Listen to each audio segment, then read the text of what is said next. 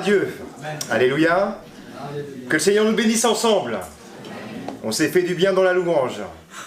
Moi, personnellement, je me suis fait du bien. Mais celui à qui on a fait du bien, premièrement, c'est au Seigneur. Alléluia. C'est lui qui est honoré. C'est lui qui est béni. Parce que nous aimons dire du bien de notre Dieu.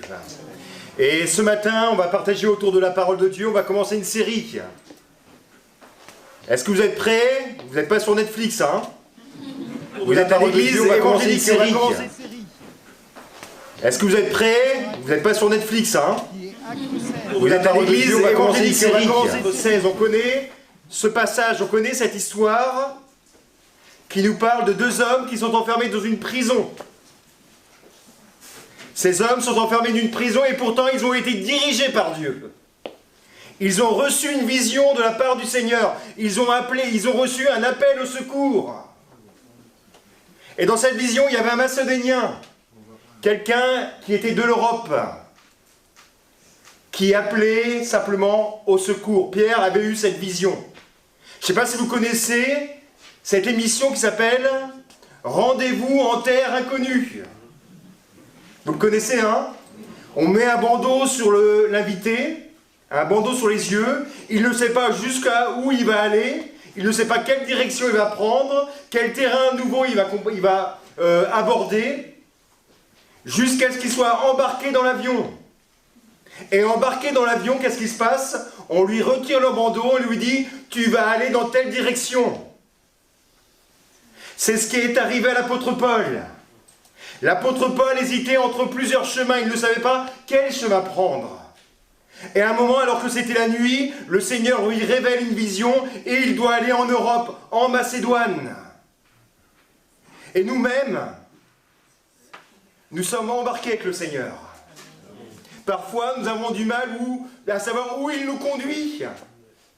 Mais ce qui est sûr, c'est qu'il nous conduit toujours dans la bonne destination, même si c'est un terrain inconnu.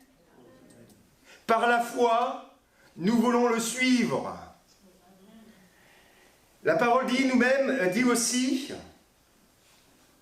c'est David qui le dit, et à travers un psaume 32, 8, « Je t'instruirai, je te montrerai la voie que tu dois suivre, je te conseillerai, et j'aurai les regards sur toi. » Si tu cherches une direction dans ta vie, demande à Dieu, embarque-toi avec lui. Il te montrera la voie que tu dois suivre et en plus, il veillera sur toi. Quand nous prenons une bonne direction, celle que Dieu a voulu, il veille sur nos pas. Il nous garde, il nous protège. Et ces hommes ont suivi, et on va lire ce qui est arrivé ensuite. Ces hommes ont suivi la direction de Dieu. Ils ont été conduits par le Saint-Esprit. Alléluia. Ceux qui sont fils et filles de Dieu sont conduits par l'Esprit de Dieu. Amen. Amen. Nous qui avons le Saint-Esprit en nous, le Saint-Esprit nous conduit, nous dirige. Et ces hommes ont été dirigés, mais va arriver ce qui devait arriver. Au début, ça se passe très bien. Ils arrivent dans l'endroit où Dieu l'a voulu. Ils arrivent dans la plus grande ville de Macédoine, à Philippe. Et dans ce lieu, ils font une rencontre des femmes. Et parmi ces femmes, il y a une personne qui s'appelle Lydie. Lydie est une vendeuse de pourpre. C'est-à-dire qu'elle était très riche. Elle était commerçante.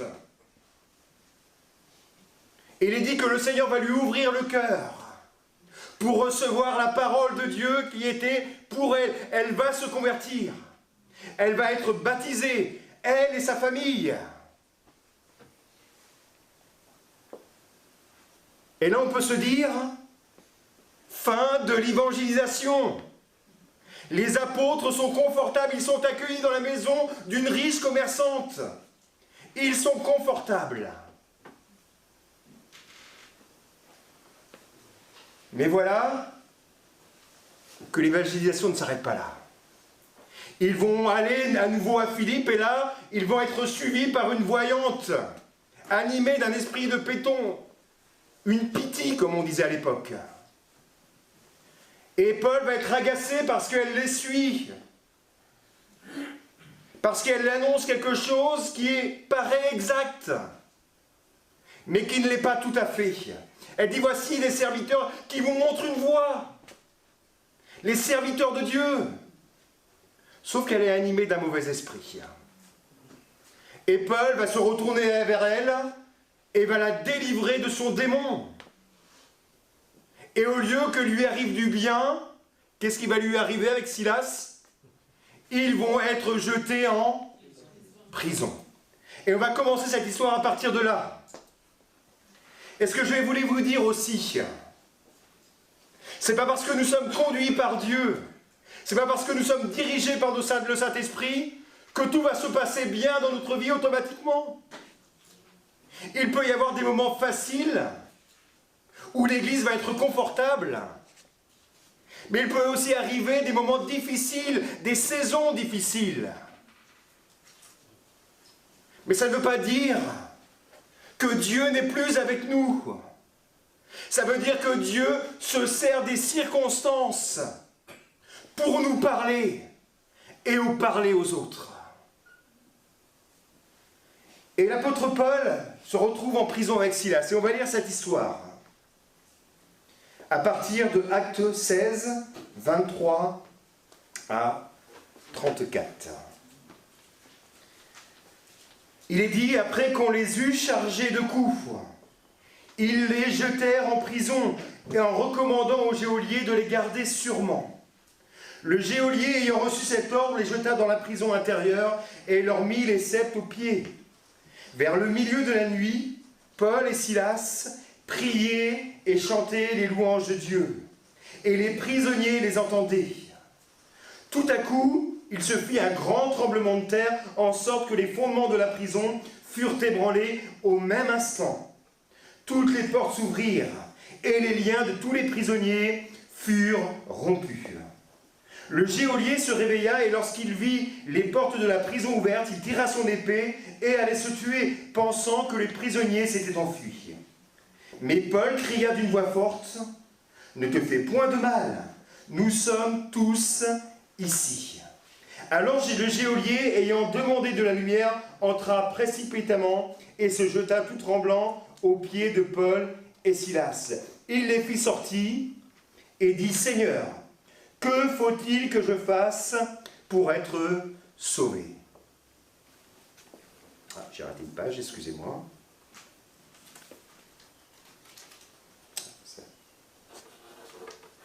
Alors les geôliers, ayant demandé de la lumière, entra précipitamment et se jeta tout tremblant aux pieds de Paul et Silas. Il les fit sortir et dit, « Seigneur, que faut-il que je fasse pour être sauvé ?» Et la suite, Paul et Silas répondirent, « Crois au Seigneur Jésus, et tu seras sauvé, toi et ta famille. » Et ils lui annoncèrent la parole du Seigneur, ainsi qu'à tous ceux qui étaient dans sa maison. Il les prit avec lui à cette heure même de la nuit, il lava leurs plaies, et aussitôt il fut baptisé, lui et tous les siens. Amen. Amen. Et je le disais en introduction, il est possible d'appartenir au Seigneur.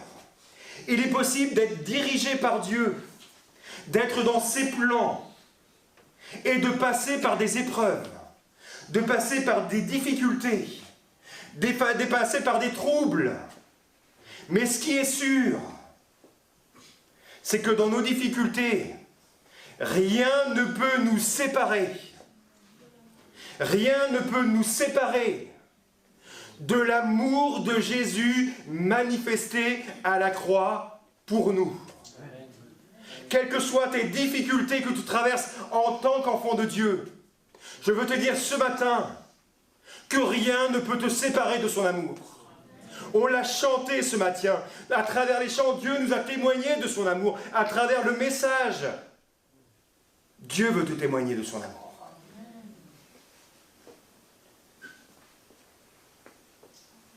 Et on voit deux hommes qui se trouvent dans une prison. Ils ont été battus. Ils ont été lynchés. Mais dans leur situation en prison, ils prennent une bonne décision. J'ai envie de dire qu'ils vous prennent la décision de sortir par le haut, de s'évader, non pas physiquement dans un premier temps, mais spirituellement. Malgré qu'il y ait 4 murs qui les encerclent, malgré qu'ils aient les fers aux pieds, ils prennent la décision de porter leur regard vers où? Vers Dieu. Et je veux te dire ce matin, si tu te sens enfermé dans les circonstances de ta vie, si tu es l'enfant de Dieu, regarde vers le haut, parce que c'est là que viendra ton secours. Parce que c'est là que Dieu t'attend. Tu peux le rejoindre pour une chose, et nous l'avons rejoint à travers les chants ce matin. Nous les avons rejoints par la prière, par la louange. Et si tu es entouré, cerné par des difficultés, commence par louer et adorer ton Dieu. Amen. Que le Seigneur nous bénisse. Le Seigneur m'a posé cette parole sur mon cœur parce que je sais qu'aujourd'hui, il y a des personnes qui se trouvent en prison. Je dirais même qu'il y a des enfants de Dieu qui se trouvent dans des situations particulièrement difficiles. Est-ce que je veux t'encourager, mon frère, ma sœur? C'est toujours porter tes regards vers Dieu. De regarder vers le ciel. Et on voit que ces personnes, ces 2 disciples, vont se mettre à chanter, vont se mettre à louer. Et vous savez ce qui va se passer? Ça va changer l'atmosphère. Je ne sais pas si vous êtes venus ce matin chargés, comme enserrés par des difficultés, mais quand vous êtes rentrés dans la maison de Dieu, l'Esprit de Dieu vous a accueillis. Les louanges ont changé l'atmosphère ce matin dans votre vie. Quand nous louons, quand on prie le Seigneur, malgré nos difficultés, notre atmosphère, elle change. Il m'est arrivé parfois de revenir abattu chez moi, ou de me lever le matin comme une forme d'oppression qui était sur ma vie, où j'étais rempli de difficultés.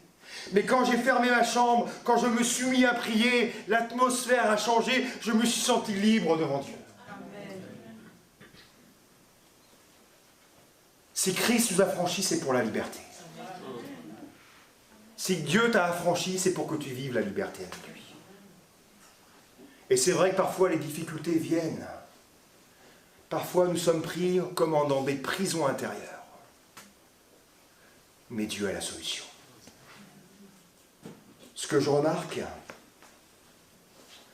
c'est que ces personnes, ces disciples vont chanter, vont louer, et que les autres prisonniers vont les entendre, vont les écouter. Et je veux te dire que tu ne dois pas rester focalisé sur tes propres difficultés. Tu dois arrêter ce processus en toi qui t'amène, qui t'attire vers le fond, qui t'enferme de plus en plus. Je pense à ce prophète Jérémie. Lui, il était connu de Dieu depuis son enfance. Mais voilà que lui-même est enfermé dans ses difficultés, il va dire: quand je pense à ma détresse, quand je pense à ma misère, à l'absinthe et au poison, c'est-à-dire quand je pense sans cesse à mes difficultés, quand je suis enfermé dans mes problèmes, mon âme s'en souvient et elle est abattue au-dedans de moi. Quand tu restes enfermé dans tes difficultés, quand tu restes enfermé dans tes problèmes, ton âme est abattue. Mais regardez la réaction de Jérémie. À un moment, il va arrêter ce processus, il va dire: voici ce que je veux repasser en mon cœur, ce qui me donnera de l'espérance, ce qui élèvera ma tête vers le haut. Souvent, on regarde à soi-même, à nos difficultés, et on a la tête baissée. Mais Jérémie, comme Paul et Silas, à un moment a pris cette décision: je veux regarder vers le ciel. Je veux regarder en haut. Je veux sortir de ma difficulté en louant et en adorant Dieu. Il va dire les bontés de l'Éternel. ne sont pas épuisées. Ses compassions ne sont pas à leur terme. Ce n'est pas fini pour toi. Ses bontés, elles se renouvellent pour toi chaque matin. Oh, que ta fidélité est grande. Il y a un principe divin.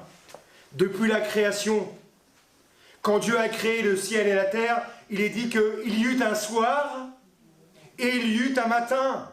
Chez l'homme, souvent, il y a un matin et il y a un soir. Mais chez Dieu, il y a toujours un soir, mais après, il y a un matin. Et dans ta vie, peut-être que tu traverses en pleine nuit, il y a un soir qui s'est couché sur ta vie. Mais le principe du Créateur, c'est que le lendemain, il y aura un matin dans ta vie, où le soleil se lèvera sur toi, où la bonté et la fidélité viendra te couvrir ton visage. Parce que la fidélité de Dieu est bonne, et elle est grande. Viendra te couvrir. Amen.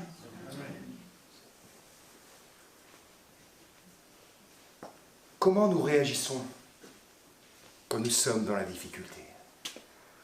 Est-ce que nous avons tendance à nous lamenter sur nous-mêmes? Ou à se dire, moi j'ai un grand Dieu, et quelles que soient les difficultés que je traverse, quels que soient les murs qui peuvent m'enserrer, je veux continuer à le louer, à l'adorer. Alléluia. Et ces hommes sont, je l'ai dit, conduits par une vision. Un Macédonien qui appelle au secours. Ils ont été dirigés, et on peut se dire, pourquoi finir dans une prison? Qu'est-ce qu'on peut apporter dans cette prison? Moi, je crois que dans nos difficultés, le Seigneur se sert encore de nous pour parler à ceux qui sont eux-mêmes en prison. Il y a un proverbe camerounais. Vous savez ce qu'il dit, ce proverbe? Le geôlier est un autre prisonnier. Vous croyez pas? C'est vrai, hein? Son travail, c'est d'être en prison pour s'occuper des prisonniers. Il est prisonnier de son travail. Il est prisonnier de son environnement. Il est coupé de la vie extérieure. Et ce que je remarque à travers le texte que j'ai lu, c'est qu'on peut dire la moindre des choses, c'est que ce geôlier est sous pression. Et parfois la pression, ça conduit à la dépression, et ça peut même conduire au suicide. Voilà qu'il a beaucoup de travail, il surveille des personnes qui ont une seule envie. C'est quoi? De s'évader. La charge est lourde, là. Hein. S'il y en a un qui veut sortir, qui a l'occasion de sortir, il sort. La charge est lourde pour cet homme. Il est sous pression. Et parce qu'il est sous pression, et parce qu'on lui donne un travail supplémentaire, on lui donne une charge supplémentaire, il doit s'occuper de deux personnes qui ont troublé la ville, Paul et Silas. On lui rajoute du boulot. Et lui, pour dormir tranquille, qu'est-ce qu'il fait? Il se dit, eux, je vais les serrer. Je vais les mettre dans la cour intérieure, je vais les mettre avec les fers aux pieds, et là, ils ne pourront pas s'évader. Je peux dormir tranquille. Vous savez quoi? Être sous pression, être stressé, ça nous rend durs vis-à-vis des autres. Notre pression, elle s'imprègne sur les autres. Quand nous sommes agités, stressés par plein de choses, pas forcément par le travail, par notre vie de famille, par notre environnement, qu'est-ce qui se passe dans nos cœurs? On devient dur avec les autres, comme ce geôlier. Et peut-être ce matin, il y a quelqu'un qui parle durement, peut-être à ses enfants, peut-être à son épouse, peut-être à ses collègues. Cet homme avait des responsabilités, il avait des collègues parce qu'il avait demandé à un moment à ses autres, apportez-moi du feu pour que je voie. Il avait des responsabilités et ça le mettait sous pression. Et tu es sous pression ce matin. Tu es encore enfermé dans ton travail, dans ta vie, et ça te fait mettre de la pression sur les autres. Mais je veux te dire ce matin, Le Seigneur te cherche et veut te libérer. En plus, le geôlier, souvent les geôliers venaient du corps de l'armée. C'était des vétérans, c'était des gens qui étaient endurcis. Ils n'avaient pas de pitié, hein. Et peut-être que tu te reconnais dans ce portrait du geôlier. Mais le Seigneur te cherche. Parce que le Seigneur t'aime. Parce que le Seigneur ne veut pas que tu te blesses. Que tu te tortures le cœur, la vie, avec toute la pression qui est en toi. Mais il est venu dans ta prison intérieure. Il est venu dans ton cellule. Il veut être dans ton travail, dans ta famille. Pour une chose, te faire vivre la liberté avec lui.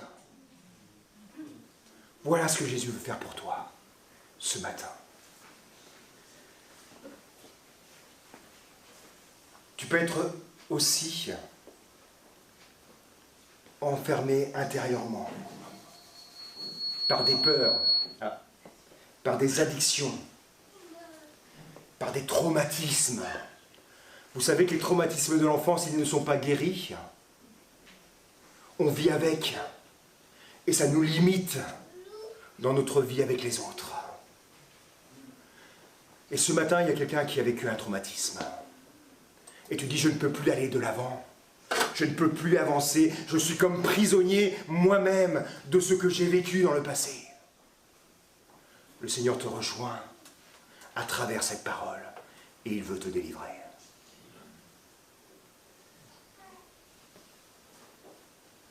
Vous savez, quand on se sent comme ça, David avait la formule. Il va dire dans un psaume, « Tire mon âme de sa prison ». Quand tu vis ces choses-là, c'est que ton âme est emprisonnée. C'est quand ton âme est captif. Mais je veux te dire que ce matin, à travers la louange que tu as entendue, à travers la parole que tu entends, le Seigneur veut te délivrer. Regardez, ils vont avoir une louange, une adoration, et qu'est-ce qui va se passer?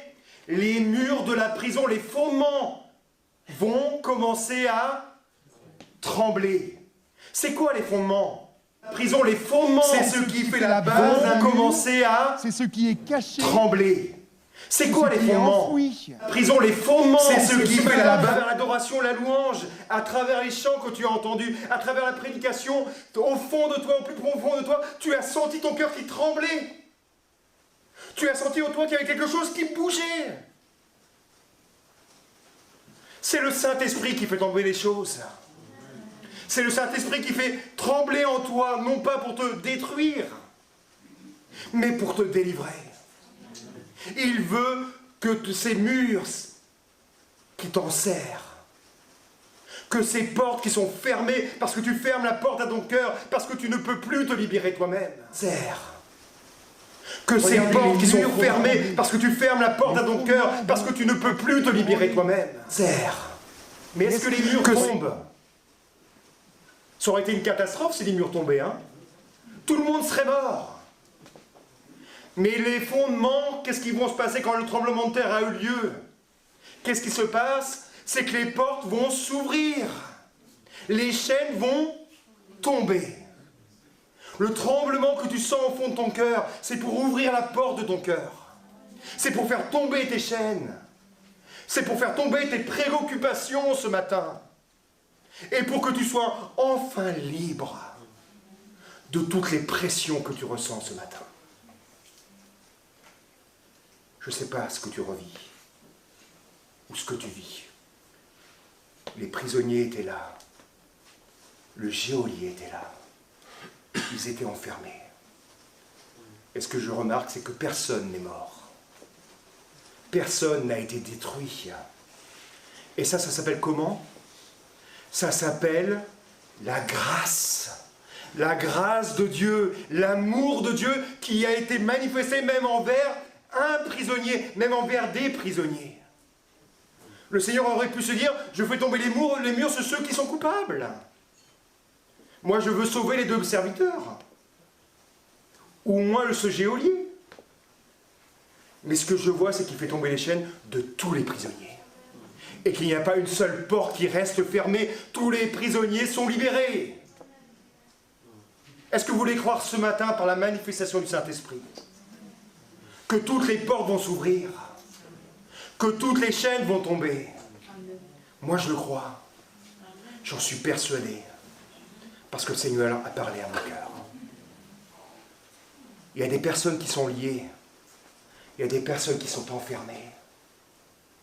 Mais ce matin, le Seigneur veut rentrer chez toi, veut rentrer dans ton cœur, là où tu n'étais pas accessible encore.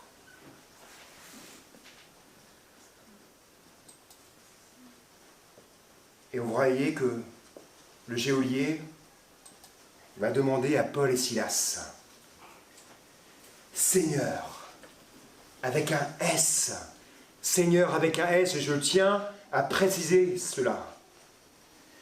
Que dois-je faire pour être sauvé? Voyez combien cet homme était sous un joug. Parce que après avoir quitté, finalement, commencé à quitter ce joug, cette difficulté, il veut se replacer sur l'autorité d'autres hommes.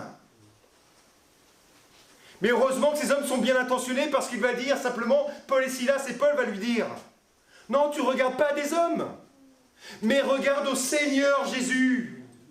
Le seul Seigneur, ce n'est pas nous, c'est Jésus. Si tu dois te tourner, ce n'est pas vers des hommes ce matin. Ce n'est pas vers des ministères. Ce n'est pas des choses que tu vois sur Internet. Mais c'est vers Jésus lui-même. Parce que lui seul peut te délivrer. Et Paul va répondre, déjà du fond de la cellule, il va dire à cet homme, ne te fais point de mal. Parfois, nous sommes tellement enfermés dans nos problèmes que nous nous faisons du mal, même jusqu'à passer à l'extrême. Peut-être que ce matin, quelqu'un a pensé à se suicider.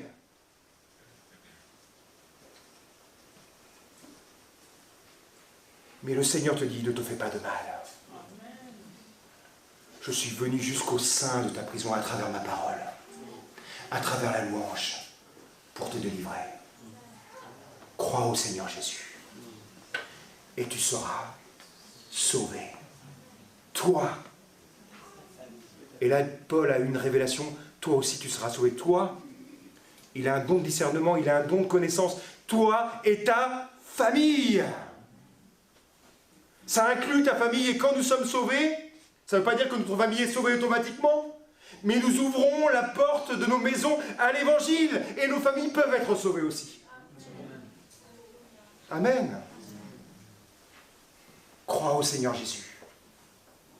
Et tu seras sauvé, toi et ta famille. Alléluia. Ça fait poser penser cette parole à un homme qui s'appelait Zachée, un mal-aimé, un percepteur d'impôts, que le Seigneur bénisse.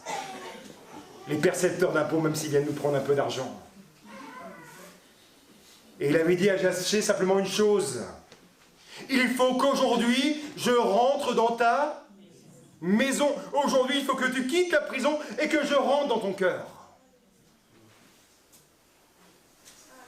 Aujourd'hui, il faut que je rentre dans ta maison. Et qu'est-ce qui va se passer? Zachée va descendre de son arbre. Il va ouvrir sa maison au Seigneur. Et quelle est la déclaration du Seigneur? Aujourd'hui, le salut est entré dans cette maison. Quand Dieu dit aujourd'hui, qu'il promet quelque chose pour aujourd'hui, il le fait aujourd'hui. Amen. Le Seigneur te dit peut-être ce matin, aujourd'hui. Aujourd'hui. Je veux rentrer dans ton cœur. Je veux rentrer dans ta vie.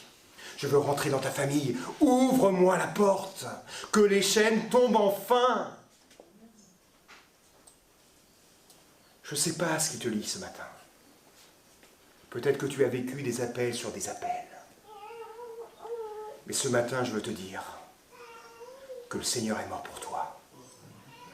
Il a même pris la place d'un prisonnier. Barabbas. Il a pris la place d'un prisonnier qui devait mourir sur la croix pour mourir à sa place. Aujourd'hui, si tu te sens prisonnier, dis-toi que Jésus est mort à la croix pour toi. Il a pris ta place. Pour que tu sois pleinement libéré, pour que tu vives la liberté. Alors ma femme, j'ai donné ce témoignage, ma femme n'aime pas trop. Elle me dit, c'est pas bien de considérer que les chrétiens sont des chèvres. Parce qu'un jour, j'étais en conversation avec un autre pasteur, un collègue, et quand on est entre collègues, on parle de choses de pasteur. Ça peut être ennuyeux des fois. Hein. Et ce qui s'est passé, c'est qu'on parlait, et dans la discussion, on disait, vous savez, tu sais, je ressens parfois dans mon église qu'il y a des chrétiens qui sont comme des chèvres. Ils sont attachés à un piquet. Ils sont enchaînés à quelque chose qui les retient. Et finalement, ils ne mangent que l'herbe qui est autour de ce piquet et ce que lui permet la chaîne d'aller jusqu'où va la chaîne. Vous voyez l'image?